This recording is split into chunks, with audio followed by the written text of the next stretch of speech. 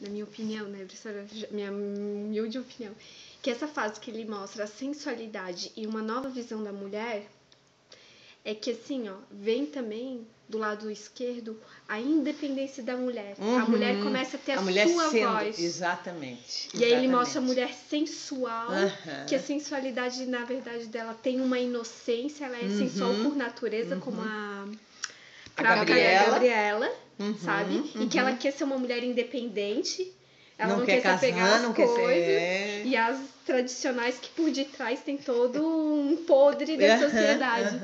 Então, assim, naquela época realmente deveria ter sido um choque, mas o que eu vejo hoje, a visão dele, assim, é mas que é verdade. Ele queria libertar as mulheres. Exatamente, né? Ele inova nessa fase. E a gente teve uma certa dificuldade em perceber isso, né? Porque a gente tinha tão forte aquela marca dele na literatura que quando ele faz isso a gente não conseguiu ler em tempo hábil. Tanto que tem o Tolstói da Ana Karenina, que é outra mulher também que tu vai, né?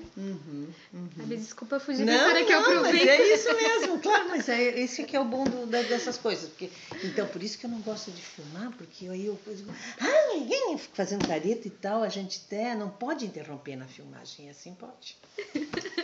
Então, e como você acha que o momento político no Brasil influenciou o seu trabalho? Bom, uma das coisas que a gente, na educação, né, é óbvio que a ditadura militar, por exemplo, interferiu bravamente, né? Na minha vida estudantil ainda, eu entrei na faculdade em 1968, exatamente no ano do AI-5. Né? Então a gente viveu toda aquela restrição de participação política. Mas nós não paramos, sabe? A gente tinha dentro da universidade algumas pessoas em funções interessantes, né? Pró-reitor ou sub-reitor naquele tempo. Tinha agora não vou me lembrar o nome, mas enfim, quando a gente fazia um jornalzinho um pouco além do que ele achava e tal, ele nos chamava, sabe? Olha, no próximo, tomem cuidado. Porque a gente tinha, os dedos duros estavam dentro das salas de aula, né? As pessoas estavam dentro da universidade. E então tu não... Mas sinceramente, na minha vida, eles não conseguiram interferir muito. Sabe? Porque a gente continuou fazendo jornalzinho, continuamos nos candidatando aos cargos do diretório acadêmico. Agora, o que eles fizeram foi que a partir da nossa... Eu entrei em 68 e eu não peguei a reforma universitária. O que eu observei que depois disso, com a reforma universitária, quem entrou em 69, 70, eles não conseguiam mais fazer turmas. Porque eles faziam uma disciplina com uma turma, uma outra disciplina com outra turma, era tudo muito picado. Então, tu não conseguia formar o teu grupo de amizade, criar confiança com as pessoas, participar em grupo das coisas, que nessa fase é importante ter grupo, né? 17, 18 anos que tu está entrando na faculdade, tu precisa de apoio. Então, uma das coisas que a nova legislação na universidade e no primeiro e segundo graus também, para nós veio a 5692, que foi um horror. E nós tivemos no colégio, quando o colégio de aplicação não precisava ter como ele era um colégio experimental, ele não precisava ter se adaptado essas leis da ditadura militar, porque eles deixavam, como colégio experimental, tinha uma abertura. Mas alguns professores do colégio quiseram e ganharam a briga conosco e implantaram a 5692 no colégio. E nós tivemos daí então uma turma, depois quando vocês forem, vocês vão ter que organizar essa minha miscelânea. Eles fizeram, o colégio tinha 3 turmas, porque aí na 5692 tu tinhas que fazer especialidades no segundo grau. Então nós tínhamos a turma de eletricidade, de química e de saúde. O currículo da turma de eletricidade era riquíssimo, com aulas de física, química, biologia, matemática. O currículo da turma de química tinha menos aulas de física e matemática, mas ainda tinha, então deixa eu terminar. Mas ainda tinha alguma parte, por exemplo, de preparação para o vestibular, das disciplinas que é no vestibular. A turma de saúde era o currículo mais fraco em relação ao segundo grau, normal que o colégio trabalhava. Então, a turma de saúde, por exemplo, terminou com 9 alunos no terceiro ano, porque os outros foram saindo do colégio e foram indo para as outras disciplinas. E era assim, no final do primeiro ano era junto. E no final do primeiro ano, eles escolhiam para que turma ir. E quem escolhia primeiro era quem tinha as melhores médias do primeiro ano. Então, normalmente, os alunos com as melhores médias iam para a eletricidade. Então, a turma de eletricidade se formou com o mesmo número de alunos. A turma de química ainda foi razoável, tinha uns 20 e poucos alunos. A turma de saúde terminou com 9. E poderia ter sido um curso muito legal, mas tinha essa coisa, o caminho normal dos alunos do colégio de aplicação é a universidade.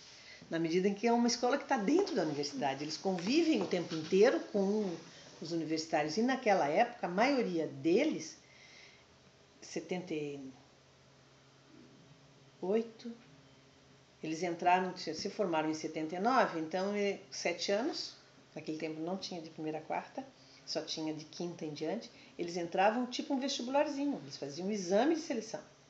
Então, eram pessoas da comunidade, depois foi uma época que passou a ser só filhos de professores e funcionários da universidade. E foi essa é uma outra questão do que é o político no colégio. A gente não concordou com isso. Isso a partir de quando, professora? Já vou me lembrar, só deixar eu concluir. Então, os alunos, principalmente os alunos de Química e de Saúde, se revoltaram muito com essa... E eles fizeram um movimento. Tanto que nas Olimpíadas de 79, a turma de Química fizeram um uniforme cinza e era 5692. O nome, botaram o nome da lei, sabe?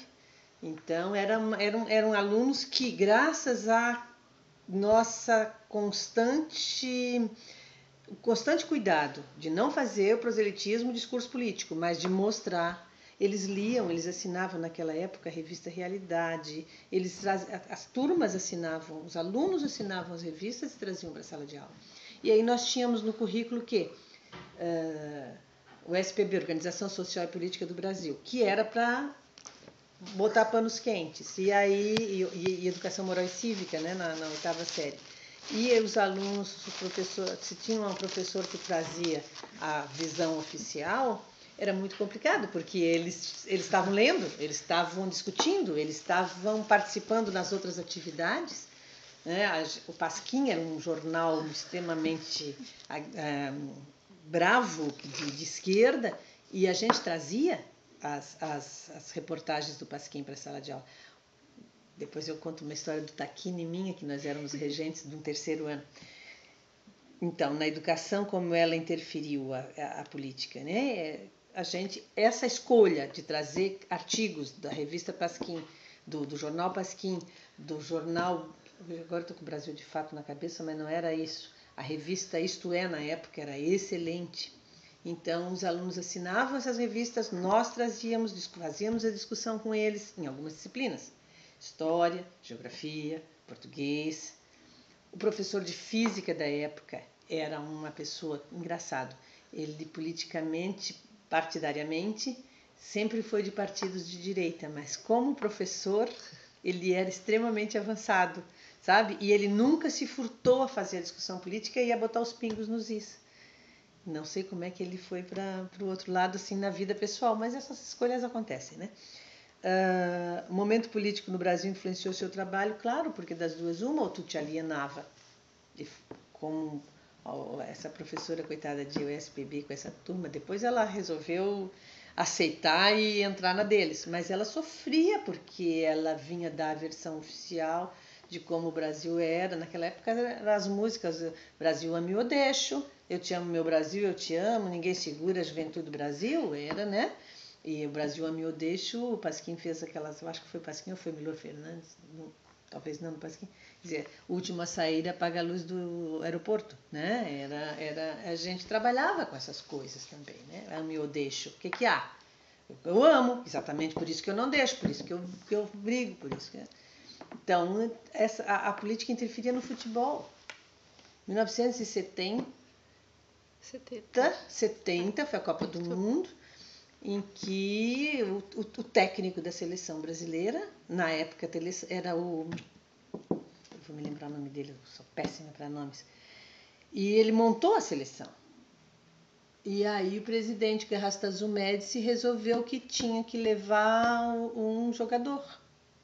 E ele disse, não, quem escala os jogadores sou eu. E ele foi demitido. E entrou o Zagallo no lugar. Aí perguntaram para ele, como é que você se sente sendo dissolvido junto com a comissão técnica? Ele disse, eu não sou sal de fruta para ser dissolvido. Né? Ele é pai de uma moça... Para.